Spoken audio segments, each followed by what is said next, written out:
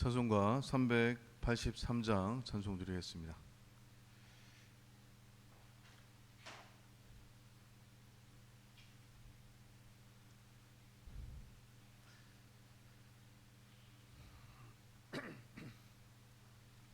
찬송가 383장입니다. 눈을 들어 산을 보니 도움 어디서 오나 천지 지은 주 하나님 나를 도와주시네. 나의 발이 실족 않게 주가 깨어 지키며 택한 백성 항상 지켜 길이 보호하시네. 도우시는 하나님이 내게 그늘 되시니 낮의 해와 밤의 달이 너를 상치 않겠네. 내게 하를 주지 않고 혼을 보호하시며 너의 출입 지금부터 영영 인도하시리. 아멘. 사도신경으로 신앙 고백 드리겠습니다. 나는 전능하신 아버지 하나님 천지의 창조주를 믿습니다. 나는 그의 유일하신 아들 우리 주 예수 그리스도를 믿습니다. 그는 성령으로 잉태되어 동정녀 마리아에게서 나시고 본디오 빌라도에게 고난을 받아 십자가에 못 박혀 죽으시고 장사된 지 사흘 만에 죽은 자 가운데에서 다시 살아나셨으며 하늘에 오르시어 전능하신 아버지 하나님 우편에 앉아 계시다가 거기로부터 살아있는 자와 죽은 자를 심판하러 오십니다. 나는 성령을 믿으며 거룩한 공교회와 성도의 교제와 죄를 용서받는 것과 몸의 부활과 영생을 믿습니다. 아멘. 하나님의 말씀은 예레미야 50장 1절에서 10절 말씀입니다. 구약성경 1132페이지 예레미야 50장 1절에서 10절 말씀 우리 교독하겠습니다. 여호와께서 선지자 예레미야에게 바벨론과 갈대아 사람의 땅에 대하여 하신 말씀이라. 너희는 나라들 가운데 전파하라. 공포하라. 깃발을 세우라. 숨김이 없이 공포하여 이르라. 바벨론이 함락되고 벨이 수치를 당하며 무더닭이 부스러지며 그 신상들은 수치를 당하며 우상들은 부스러진다 하라. 이는 한 나라가 북쪽에서 나와서 그를 쳐서 그 땅으로 항폐하게 하여 그 가운데에 사는 자가 없게 할 것임이라. 사람이나 짐승이 다 도망할 것임이니라. 여호와의 말씀이니라. 그날 그때 이스라엘 자손이 돌아오며 유다 자손도 함께 돌아오되 그들이 울면서 그 길을 가며 그의 하나님 여호와께 구할 것이며 그들이 그 얼굴을 시온으로 향하여 그 길을 물으며 말하기를 너희는 오라 잊을 수 없는 영원한 언약으로 여호와와 연합하라 하리라. 내 백성은 잃어버린 양떼로다.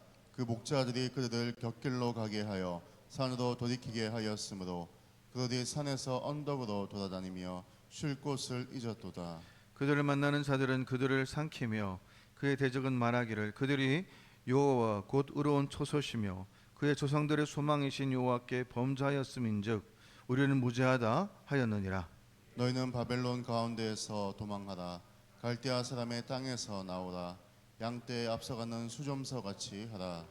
보라 내가 큰 민족의 무리를 북쪽에서 올라오게 하여 바벨론을 대항하게 하리니 그들이 대열을 버리고 쳐서 정복할 것이라. 그들의 하살은 노련한 용사의 하살 같아서 허공을 채지 아니하리라. 갈대아가 약탈을 당할 것이라. 그들을 약탈하는 자마다 만족하리라. 여호와의 말씀이니라. 아멘. 오늘 본문을 보면 유다의 주변 국가들을 꾸짖으시는 말씀의 끝에는 유다를 멸망시킬 바벨론에 대한 꾸짖음과 멸망에 대한 그 선포가 길게 이렇게 기록되어 있습니다. 비록 하나님은 이 바벨론을 사용하셔서 유다를 치셨지만 그렇다고 해서 이 바벨론의 그 악행이 정당화될 수는 없는 것이죠. 하나님께서는 비록 예레미야가 살아있는 동안에 이루어질 일은 아니지만 지금까지 이 말씀의 통로로서 신실하게 사역해 온 예레미야를 통해서 미래에 있을 구원의 역사를 미리 이렇게 알려주고 계신 것입니다. 1절부터 우리가 3절 말씀 보면 여호와께서 선지자 예레미야에게 바벨론과 갈대아 사람의 땅에 대하여 하신 말씀이라. 너희는 나라들 가운데에 전파하라, 공포하라, 깃발을 세우라, 숨김이 없이 공포하여 이르라. 바벨론이 함락되고 벨이 수치를 당하며 무르닥이 부스러지며 그 신상들은 수치를 당하며 우상들은 부스러진다 하라. 이는 한 나라가 북쪽에서 나와서 그를 쳐서 그 땅으로 황폐하게 하여 그 가운데 사는 자가 없게 할 것임이라. 사람이나 짐승이 다 도망할 것임이니라. 유다가 바벨론에게 멸망한 후에 70년이 지나야만 하나님의 그 백성들은 약속의 땅으로 이렇게 돌아올 수 있을 것입니다. 사실상 이는 예레미야에게는 허락되지 않은 미래라는 것이죠. 하지만 하나님은 예레미야를 통해서 그 후손들에게 반드시 이루어질 일을 선포하고 이렇게 계신 것입니다. 하나님께서는 바벨론에게 전할 말씀을 예레미야에게 주셨는데 그 내용을 전하라고 하시면서 뭐라고 말씀하고 있습니까? 전파하라, 공포하라, 깃발을 세우라, 숨김없이 공포하라, 이르라. 이렇게 5개의 이 명령형 동사를 이렇게 사용하면서 말씀하고 있습니다. 하나님께서 이것은 바벨론을 치신다는 것을 이렇게 강력하게 천명하신다는 것이죠. 하나님께서는 바벨론이 무너질 뿐만 아니라 여러 신상들, 우상들은 물론 벨 이렇게 무로닥 이렇게 이것이 무너질 것이라고 말씀하고 있는데요. 가나안 지방에서 여러분들 잘 아시는 대로 이 바알이 최고의 신으로 추앙을 받았듯이 바벨론에서는 두 신, 그러니까 한 신인데 다른 이름인 이 무로닥, 이 벨이 바로 철저하게 패배한다라고, 철저하게 무너진다라고 우리에게 말하고 있습니다. 하나님은 북쪽에서 한 나라를 일으키셔서 바벨론을 항폐하게 하시겠다고 선언하고 있습니다. 역사적으로 보면 여러분들 잘 아시는 대로 이 바벨론 남동쪽에 위치한 이 페르시아가 바벨론을 멸망시켰습니다. 하지만 이 페르시아는 주전 539년 북쪽에 이 오피스를 이렇게 경유해서 바벨론을 이렇게 공격했다라고 합니다. 이는 무엇입니까? 하나님의 그 말씀은 반드시 이루어진다는 그 진리를 증명하는 하나의 그 신뢰라고 할 수 있는 것이죠. 사실 이 북쪽이라는 표현은 유다의 입장에서 보면 바벨론이나 아수르를 떠올리게 하는 말인데요. 꼭 그것이 북쪽의 나라였기보다도 그만큼 두렵고 강력한 이 적이라는 의미로 우리가 볼 수 있습니다. 그리고 사람이나 짐승이 다 도망할 것이니라 이렇게 말하고 있는데 이것을 문자적으로 번역하면 사람으로부터 짐승이 다 우왕좌왕할 것이다 이런 뜻입니다.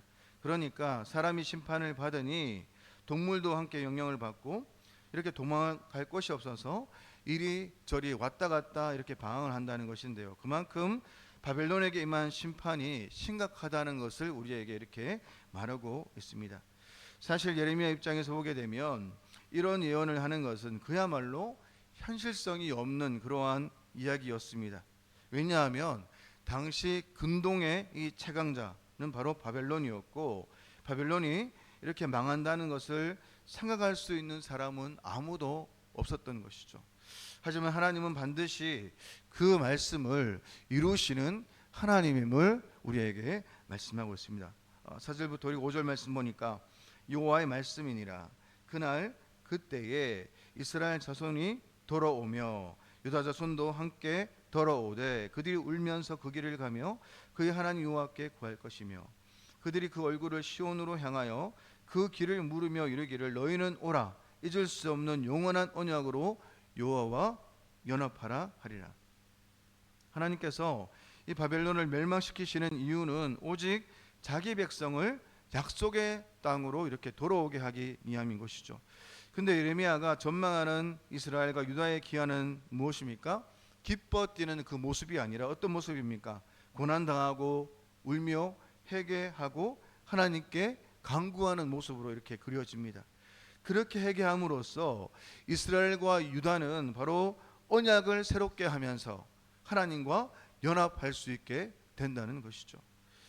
축구 선수나 야구 선수의 그 주전이 이 부상이나 이렇게 슬럼프로 경기에 뛸 수 없게 되면 후보에게 이렇게 기회가 주어지는 것처럼 바벨론 사람들에게 심판의 날이 하나님의 백성들에는 어떤 날입니까? 바로 구원의 날이 되었습니다. 근데 그때에 이스라엘 자손과 유다 자손이 어떻게 말하고 있습니까? 함께 돌아온다라고 말하고 있는 것입니다. 여기 우리가 돌아온다라는 이 말에는 이중적인 의미가 있는 것이죠. 하나는 바벨론 포로에서 조국으로 돌아온다는 것, 또 하나는 하나님을 등지고 하나님을 떠난 삶에서 이제는 하나님을 향하는 삶, 하나님 품 안으로 들어오는 삶을 살게 되었다는 것을 의미하고 있는 것입니다. 그런데 이스라엘 자손과 유다 자손이 함께 돌아오게 될 것이라고 이렇게 말씀하고 있습니다. 이스라엘 자손들은 여러분들 잘 아시는 대로 BC 722년에 아시리아 제국에 이렇게 망하여서 이방 땅으로 끌려갔던 이 북이스라엘 백성들을 가리킵니다. 유다 자손들은 그때로부터 136년 후인 BC 586년에 바벨론 제국에 망하여서 끌려간 남유다 백성들을 이렇게 가리키고 있는 것이죠. 그들이 함께 돌아온다는 것은 하나님의 백성의 나라가 망한 시점도 다르고 끌려간 그 정착했던 것도 너무나 다르지만 어떻게 해요?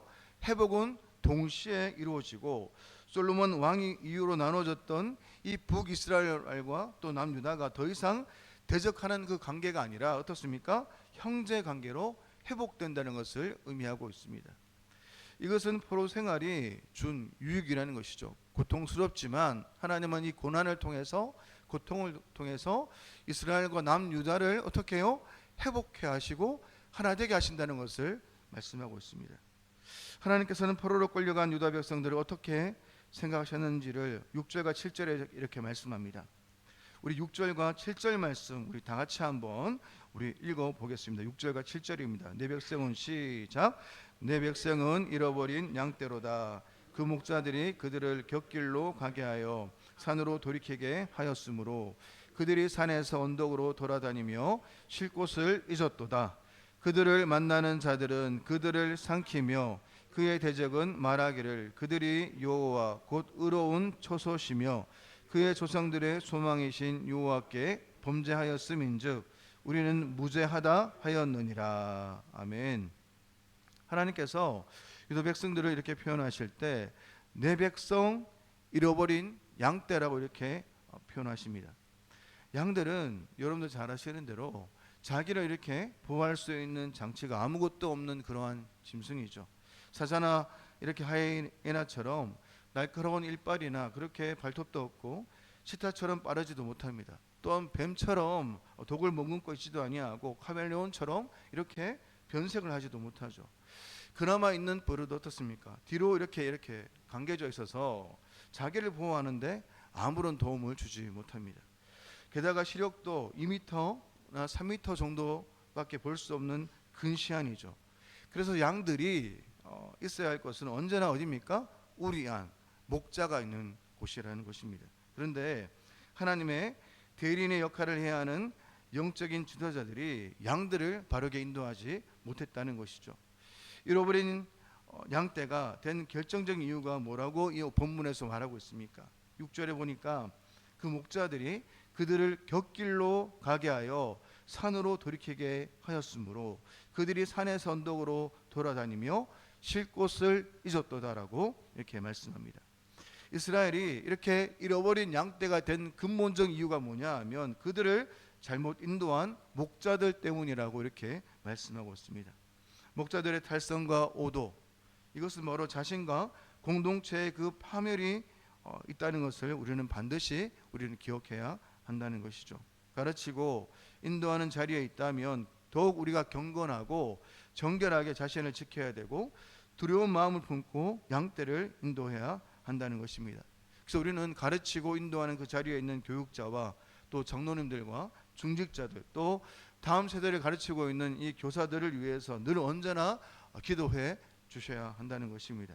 그래서 가르치는 자들이 하나님에 대해서 바르게 가르치지 않았을 때 나타나는 현상이 무엇이라고 말하고 있습니까? 오늘 본문에 보니까 우리 안에 있어야 할 양들이 산으로 언덕으로 돌아다닌다라고 이렇게 말하고 있습니다.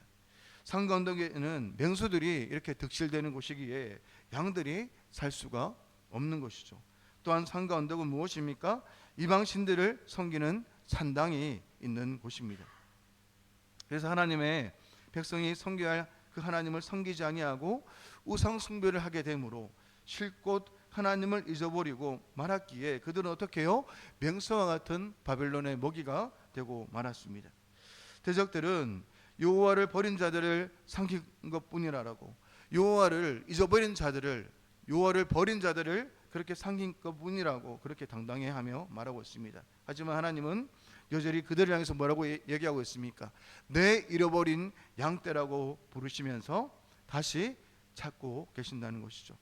내 잃어버린 양떼라는 말씀을 통해서 우리가 알 수 있는 하나님의 마음이 무엇입니까? 자기의 백성의 죄를 징계하여서 포로로 끌려가게 하실지라도, 우리가 죄로 말미암아 넘어지고 쓰러진 인생이라 할지라도 우리를 잊지 않으신다라고 말씀하고 있습니다. 우리는 하나님의 양이기에 혹여 우리가 곁길로 가서 하나님을 떠나는 그런 삶을 산다고 할지라도 하나님은 우리를 찾아내기까지 또 찾고 또 찾으시는 하나님임을 우리에게 말씀하고 있는 것입니다. 그래서 오늘 그래서 8절과 10절 말씀 뭐라고 말씀합니까? 너희는 바벨론 가운데서 도망하라. 갈대아 사람의 땅에서 나오라. 양떼에 앞서가는 수렴소 같이 하라. 보라, 내가 큰 민족의 무리를 북쪽에서 올라오게 하여 바벨론을 대항하게 하리니 그들이 대열을 버리고 쳐서 정복할 것이라. 그들의 화살은 노련한 용사의 화살 같아서 허공을 치지 아니하리라. 갈대아가 약탈을 당할 것이라. 그들을 약탈하는 자마다 만족하리라. 여호와의 말씀이니라. 예레미야는 바벨론 치하에서 이 벗어나는 모습을 어떻게 표현하고 있습니까? 양떼에 앞서가는 수렴소 이렇게 비유하면서 즉시 빠져나와야 한다라고 가르치고 있습니다. 사실 70년이 지나면 그 환경에 익숙해져서 쉽게 그 자리를 우리는 빠져나오기 힘들 수밖에 없는 그런 상황이죠. 하지만 예레미야는 과거에 온 땅을 약탈했던 바벨론이 오히려 약탈을 당할 것을 바라보면서 이를 유다에게 주시는 용서의 그 표식으로 이렇게 제시하고 있는 것입니다. 그렇기에 유다 백성들은 바벨론이 망하는 즉시 약속의 땅으로 들어가야 했습니다. 하나님 앞에서 죗값을 치르고 회개하면서 하나님과 연합했다면 하나님께서는 온전히 용서하시기에 그에 붙잡혀 있을 필요가 없다는 것이죠. 오히려 하나님의 백성으로서 해야 될 그 사명에 집중하라라고 말씀합니다. 혹 여러분들이 과거의 죄에 얽매여서 주님을 섬기지 못하고 있지는 않습니까? 진정으로 그 하나님 앞에 회개했다면 용서를 받은 것임에 틀림없으니까 속히 마음을 바로잡고 우리는 그 사명을 향해서 발걸음을 옮겨야 한다는 것입니다. 바벨론에 끌려간 유다 백성들의 입장에서는 바벨론이 망한다는 것은 상상조차도 할 수 없었고 어쩌면 수백 년이 지나면 그런 일이 일어나지 않을까 하는 생각이 들었을 수도 있습니다. 하지만 하나님은 바벨론을 단지 유다를 벌하시기 위한 도구로 사용하셨을 뿐이기에 단 70년 만에 그 대제국을 무너뜨려 버리셨고 즉시 자기 백성이 약속의 땅으로 돌아오게 하셨던 것입니다. 물론 죄를 지으면 하나님께서 우리를 치기도 하시겠지만 하나님은 언제나 어떤 분이십니까? 자기 백성, 교회를 이해하시고 교회를 중심으로 세계를 운영하신 그 하나님임을 여러분들은 믿으셔야 한다는 것입니다. 오늘 말씀을 통해서 우리에게 주시는 교훈은 무엇입니까? 이스라엘이 바벨론을 떠나서 다시 예루살렘으로 그 가는 길은 단순히 고향으로 돌아가는 것에 그치지 않습니다. 이 길은 어떤 길입니까? 그들을 사랑하는 하나님과 연합하기 위해서 돌아가는 길이라는 것입니다. 영원한 언약을 통해서 이스라엘을 잊지 아니하시고 또 사랑하고 끝까지 포기하지 않으시는 그 하나님과 연합하기 위해서 나아가는 길, 이 길임을 여러분들 잊지 않으셔야 합니다. 다시는 하나님을 떠나지 아니하고 그 하나님 안에 영원토록 머물겠다는 그 결단의 길이 바로 이 길이라는 것이죠. 예수님께서 제자들에게 이렇게 말씀하십니다. 아버지께서 나를 사랑하신 것 같이 나도 너희를 사랑하였으니 나의 사랑 안에 거하라, 이렇게 말씀하십니다. 연합이라는 말이 여러분들을 부끄럽지 않을 정도로 그 하나님 안에 단단히 붙어 계십니까?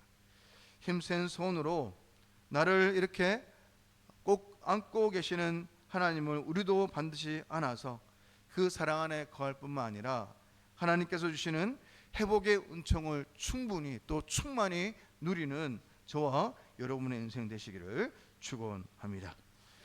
기도하겠습니다. 하나님은 강대국인 바벨론보다도 더 강하신 하나님을 우리가 믿습니다. 또 누구도 상상할 수 없던 일을 행하시면서 열국의 주인이 누구이신지 역사를 통해서 우리에게 깨닫게 하셨습니다. 모든 역사를 주관하시는 하나님만을 신뢰하며 살아가는 우리가 될 수 있도록 은혜를 내려주시고, 모든 역사를 주관하시는 그 하나님이 우리의 삶도 주관하고 계심을 확신하면서 우리의 삶을 하나님의 뜻대로 주장하실 수 있도록 하나님께 내어드리는 하나님 백성 될 수 있도록 은혜를 내려 주시옵소서. 그 하나님께서 내 백성이라 부르며 또 잃어버린 양떼라고 부르시면서 우리를 하나님의 사랑 안으로 다시 한 번 더 우리를 초대하시니 너무나 감사합니다. 우리가 다시 한 번 더 하나님을 떠나지 아니하고 다시 한 번 더 영원한 사랑 안에 머물 수 있도록 다시 한 번 더 하나님을 바라며 믿음으로 살아가는 저희들 될 수 있도록 저희를 불쌍히 여겨 주시옵소서.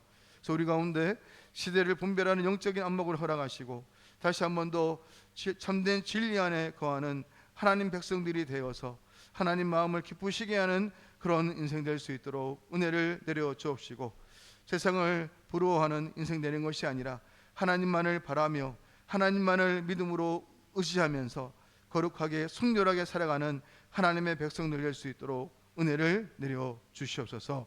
거룩하신 예수님의 이름으로 기도드립니다. 아멘. 하늘에 계신 우리 아버지의 이름을 거룩하게 하시며 아버지의 나라가 오게 하시며 아버지의 뜻이 하늘에서 같이 땅에서도 이루어지게 하소서.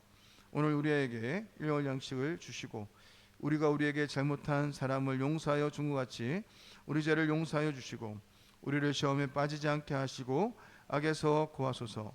나라와 권능과 영광이 영원히 아버지의 것입니다. 아멘. 오늘 시간 성도들의 가정과 직장을 위해서 이 시간 기도드리겠습니다. 가정마다 하나님의 은혜와 성령의 기름 부으심이 있도록, 또 성도들의 직장과 상업의 번창을 주시고 직장 속의 그리스도인으로 승리하는 우리 성도가 될 수 있도록, 또 한우들의 치유와 회복을 위해서 수협의 활성화와 말씀 전하는 설교자를 위해서 이 시간 기도하시고, 오늘 말씀을 들은 대로 모든 역사를 주관하시는 하나님이 우리의 삶도 주관하고 계심을 우리가 확신하면서 우리의 삶을 하나님의 뜻대로 살아가는 그런 인생 될 수 있도록 기도하시고, 또 참된 우리 진리를 알아서 또 하나님을 우리가 바르게 알아서 하나님 마음을 기쁘시게 하는, 또 우리 교회 안에 하나님의 마음을 시원케 하는 그런 사역과 우리 성도들, 우리 교회가 될 수 있도록 은혜를 부어달라고 이 시간 참도 우리가 주여 일창하면서 같이 한번 이 시간 기도 드리겠습니다. 기도하겠습니다. 주여